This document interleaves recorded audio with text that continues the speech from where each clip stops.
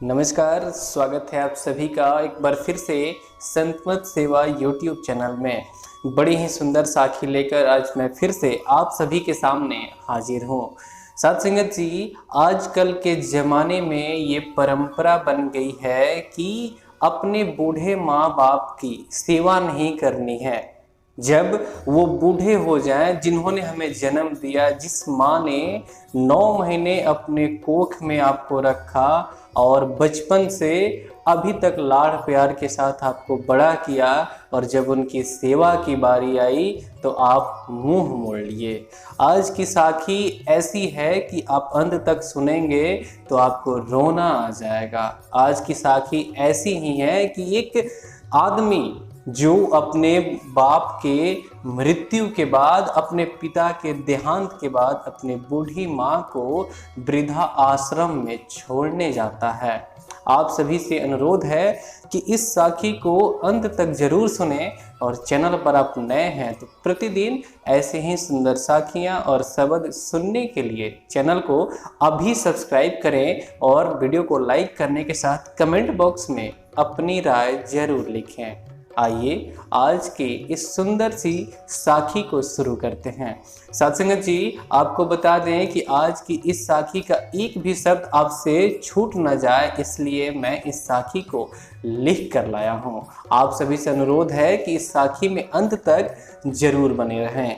एक बार की बात है कि एक आदमी ने अपने पिता के देहांत के बाद अपनी बूढ़ी माँ को एक वृद्धा आश्रम में रहने के लिए छोड़कर चला गया। वह व्यक्ति हर महीने अपनी माँ के खर्चे के लिए कुछ पैसे भेज दिया करता था। ऐसे ही समय गुजरता चला गया। एक दिन उसे वृद्धा आश्रम से कर्मचारियों का पत्र मिला, जिसमें लिखा था कि तुम्हारी माँ बहुत बीमार है। उस आदमी को कर्मचारियों के द्वारा एक पत्र मिला जो कि वृद्धाश्रम से आया था कि तुम्हारी माँ बहुत बीमार है। यदि तुम मिलना चाहते हो तो जल्दी से जल्दी वृद्धा आश्रम में पहुंचो और अपनी माँ से आकर मिलो, उसकी हालत बहुत खराब है।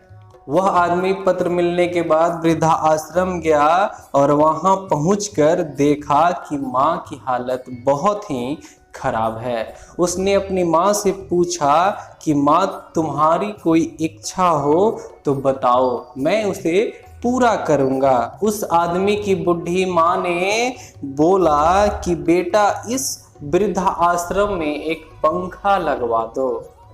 बेटा बोलता है कि माँ, तेरा अंत समय आ गया है, तेरे काम का तो पंखा आएगा नहीं।